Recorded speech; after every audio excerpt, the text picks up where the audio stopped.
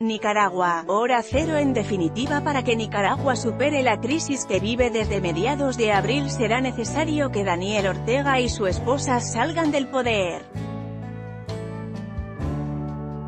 El país necesita un gobierno que no sea tiránico. El comandante Daniel Ortega, amo y señor de Nicaragua desde el año 2007, ha propuesto adelantar a 2019 las elecciones a fin de seguir un año más en el poder, durante el cual piensa, sin duda, encontrar nuevas tretas que le permitan eternizarse en esa presidencia a la que llegó mediante una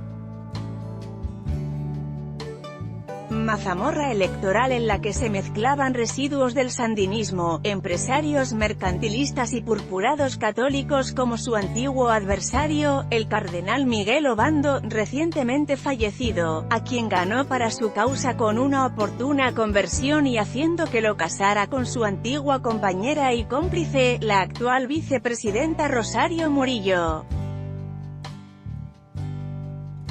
Como a todos los tiranuelos, al comandante Ortega la codicia de poder lo ciega y no le permite ver que, pese a las matanzas que su policía política y los parapoliciales sandinistas siguen perpetrando, cuando escribo este artículo hay ya 16 muertos y más de 1 millar de heridos, su impopularidad es gigantesca. Ella abraza prácticamente a todos los sectores sociales, empezando por los empresarios, que han decretado un paro nacional exigiéndole la renuncia, y siguiendo con los estudiantes, los obreros, los campesinos, la Iglesia Católica, es decir, el grueso de una sociedad la que la corrupción, los robos, la demagogia, la censura, los crímenes y el desenfreno de la pareja gobernante han llevado a movilizarse, con gran gallardía, para poner fin a uno de los regímenes más abyectos de la historia centroamericana. La historia del comandante Ortega es digna de ser novelada. Luchó contra la dictadura de Somoza, fue a la cárcel por ello, y cuando triunfó la revolución, encabezó el gobierno sandinista. En 1990, derrotado en las elecciones por Violeta Chamorro, él y buen número de dirigentes del gobierno perpetraron la célebre piñata en la que se repartieron casas, tierras y bienes nacionalizados, lo que motivó que muchos sandinistas genuinos y decentes, como el escritor Sergio Ramírez, rompieran con ellos y los denunciaran.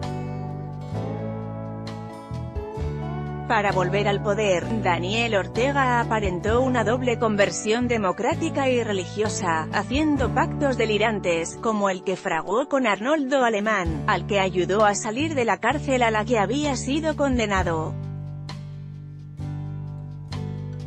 por corrupción, y aliándose con empresarios sin escrúpulos, a los que ofreció todo lo que le pidieron a condición de que no se metieran en política. Eso sería cosa suya, y con el cardenal Obando. De este modo se hizo con el poder en unas elecciones fraudulentas. Desde entonces, se ha atornillado en el gobierno, hundiendo al país en operaciones turbias, como la que fraguó con un empresario chino para construir un nuevo canal que uniera el Caribe con el Pacífico, proyecto que quedó en nada, y caprichos delirantes como el bosque de árboles metálicos erigido por Rosario Murillo que los estudiantes rebeldes se han encargado de destruir en una operación catártica. El levantamiento popular que comenzó en abril y sigue hasta ahora hubiera ocurrido mucho antes si la Nicaragua endeudada y ruinosa no hubiera contado con el petróleo venezolano que el comandante Chávez primero y luego Nicolás Maduro regalaban generosamente a su aliado sandinista. Las manifestaciones, encabezadas por los estudiantes y apoyadas por el grueso de la opinión pública, tenían como razón de ser inmediata protestar contra una reforma de las pensiones que aumentaba las cuotas de los pensionistas, pero, en verdad, esta era la gota que colmaba el vaso, pues la indignación popular contra los abusos y pillerías de la pareja presidencial, que fermentaba en silencio gracias a la represión, encontró una vía de salida y dejó tanto al gobierno como al resto del mundo sorprendidos por la magnitud que alcanzó y el coraje de los manifestantes frente a la brutalidad con que el régimen trató de sofocarlas. No hay otra salida de la situación en que se encuentra la tierra de Rubén Darío y de Sandino que la renuncia inmediata del poder de la singular pareja que ahora lo ocupa y la convocatoria inmediata de elecciones como pide el pueblo de Nicaragua. El informe de la Comisión Interamericana de Derechos Humanos sobre la violencia salvaje desatada por el gobierno de Ortega y Murillo contra los pacíficos manifestantes muestra, sin equívoco, que el sistema político que ambos presiden ha violado en estos días todas las normas y principios democráticos y actúa con la ferocidad represiva de las peores dictaduras. La sangre derramada en estos últimos 2 meses por el valiente pueblo nicaragüense, enfrentándose a las balas, asesinatos, encarcelamientos y torturas pondrá punto final a una de las últimas tiranías que, como reminiscencia de una época funesta, sobreviven en América Latina. Para ello es indispensable que los países democráticos y las organizaciones internacionales como las Naciones Unidas, la OEA, la Unión Europea, se solidaricen con los patriotas nicaragüenses exigiendo la renuncia de los Ortega Murillo, y la celebración al menor plazo posible de elecciones libres, con observadores internacionales, de manera que el país recobre la libertad y empiece la reconstrucción de las instituciones democráticas después de tantos años de sufrimientos. Porque probablemente Nicaragua es uno de los países latinoamericanos que ha padecido más a lo largo de la historia: ocupaciones, dictaduras, saqueos, guerras civiles.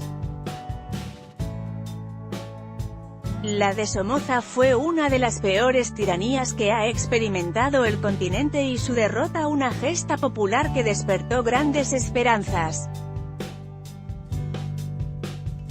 Sin embargo, el sandinismo que la reemplazó optó pronto por la utopía colectivista excluyente y, en vez de echar las bases de una sociedad democrática, generó una guerra civil y una división social que ha impedido hasta ahora al país erigir las instituciones que garantizan el progreso económico y la libertad política.